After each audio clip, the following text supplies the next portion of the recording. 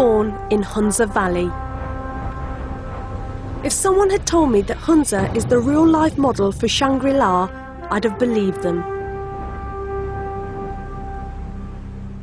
The valley is overlooked by 7 peaks, all of them higher than 7,000 meters, and one of them still unclimbed.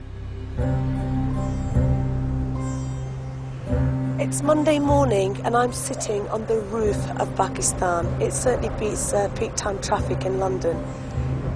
Looking at 7 peaks at sunrise, it's phenomenal, breathtaking. It's so peaceful up here.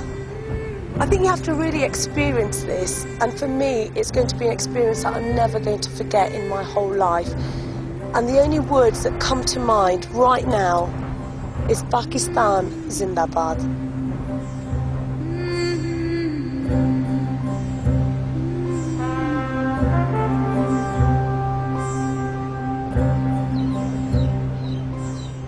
The people and culture of Hunza have nothing in common with the austere world I encountered outside the valley.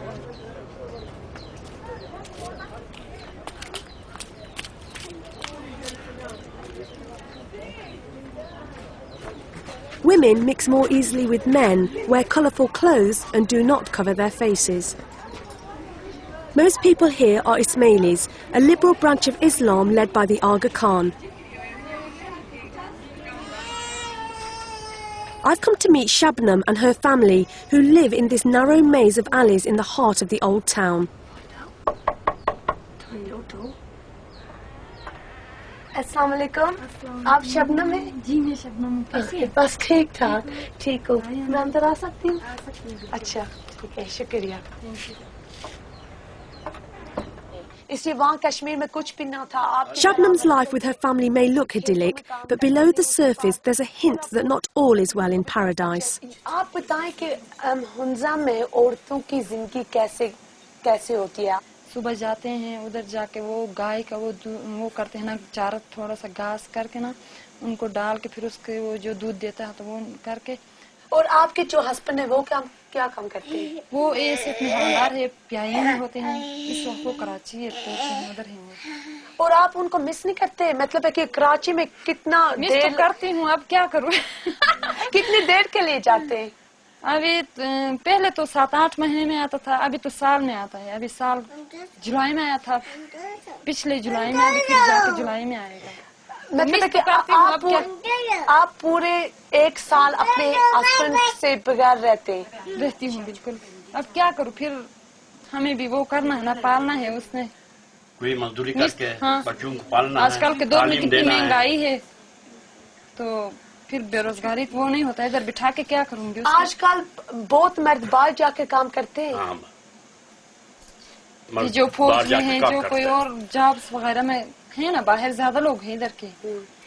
थोड़े बहुत हैं जो इधर जमींदारी करते हैं और इधर कोई मजदूरी का काम अगर हुआ तो इधर ही गांव में वो करते हैं, बाकी तो तकरीबन सारे बाहर ही। Living apart from your husband may be hard, but women in Hunza still lead much freer lives than those outside the valley, as Shabnam's uncle is quick to point out.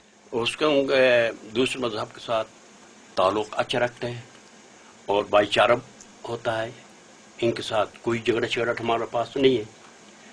तो दूसरे इलाके में झगड़ा फसाद होता है, यहाँ पर सुकून से, अमन से, आराम से बैठते हैं।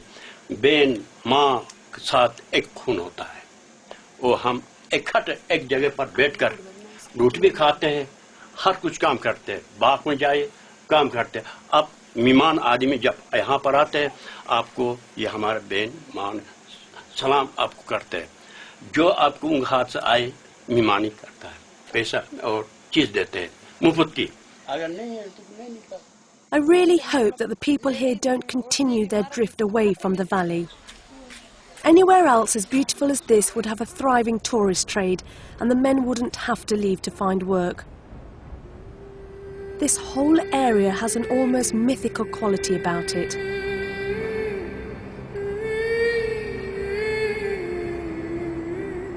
Just a few kilometres out of Hunza, I catch sight of a thin mountain track way off in the distance.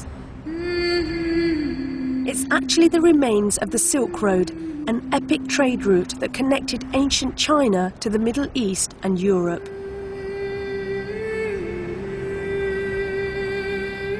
And high up in the fold of a mountain is a wooden bridge hanging precariously between two ledges. I wonder when it was that the last traders crossed that bridge, and what they must have felt to be confronted with the daunting view ahead of them, dominated by the 8,000-metre peak known as Ragaposhi, or Shining Wall.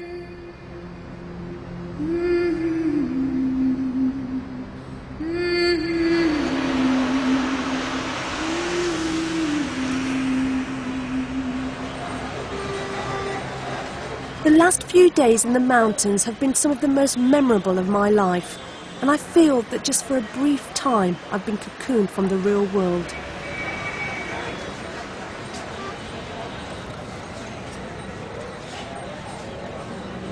But travelling south to Islamabad, I know that all that is about to change.